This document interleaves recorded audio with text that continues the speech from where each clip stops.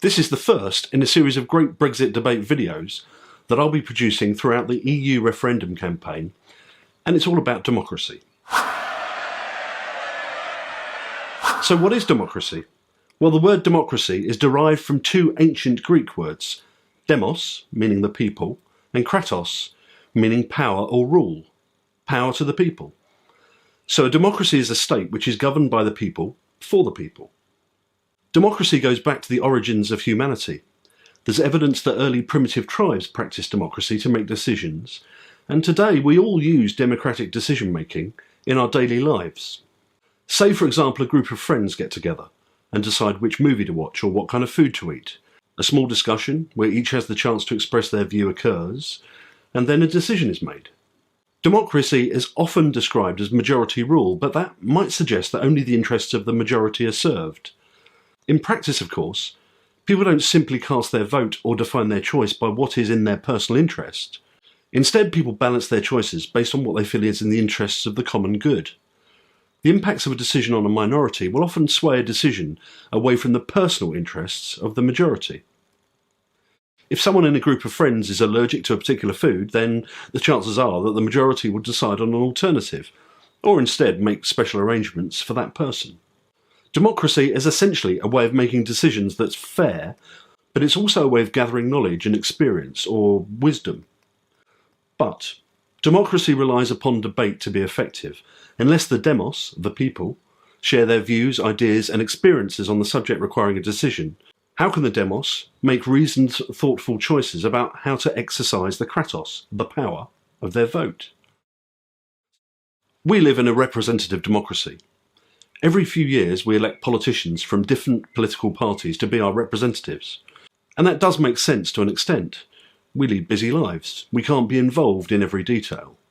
So, instead, different political parties present us with their representatives.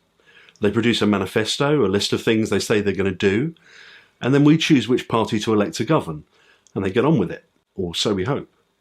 Accountability means that if we don't like the decisions that our representative makes, then we can sack them. If we think an alternative political party are likely to make better decisions, then we can elect them instead at the next election. What makes effective democracy? Here's one basic principle of effective democracy. Power should be as close as possible to the people it affects. That is kind of simple, really. If our representatives are very remote from us and don't understand our needs, then how can they possibly best represent those needs and interests? In this country, we have different tiers of government. Decisions that only affect people who live in a particular parish can be taken by a parish council. Decisions in a borough, such as planning decisions for housing, for example, are taken there. And broader decisions on infrastructure, such as roads, for example, are taken at a county or national level. This structure and the type of councils within it may be slightly different, depending on where you live, but the basic principle is the same. Problems occur when power is exercised by one level of government, which ties the hands or limits the ability of a more local government to make the decision it needs to in the interests of its local electorate.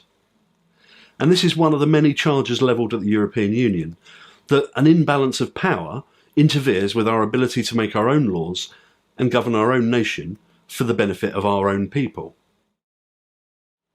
Last week I received an email from an elderly lady. She doesn't use Facebook. She's explained that she's already made her firm decision on the EU referendum. She explained that she served in the armed forces with a generation, some of whom survived and others who did not. She mentioned the countless hardships endured in rebuilding the country after the Second World War, with grit and determination, and without, as she put it, foreign interference. Before it was decided to trade with, not join Europe, 43 years ago, when the last referendum took place to join the common market. She says she has no doubt that Great Britain can and will survive, and will grow in strength for many more generations to come, without being chained to Brussels. She closes by asking respectfully if I'll advise the 40 years old and under voters that we survived admirably without Brussels for centuries.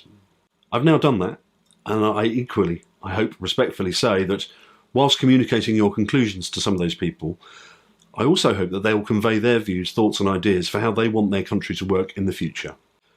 That's democracy. Many thanks for watching. If you've found this video interesting or thought-provoking, please do share it with your friends and help create a debate around the subject by sharing your thoughts in the comments below. The next video follows logically on from this outline of democracy and will be on the subject of how the EU works, how decisions are made, and who's best served by the European Union. You can see all the future videos by pointing your web browser at the Great Brexit Debate Facebook page, or by watching the videos on the Brexit TV YouTube channel.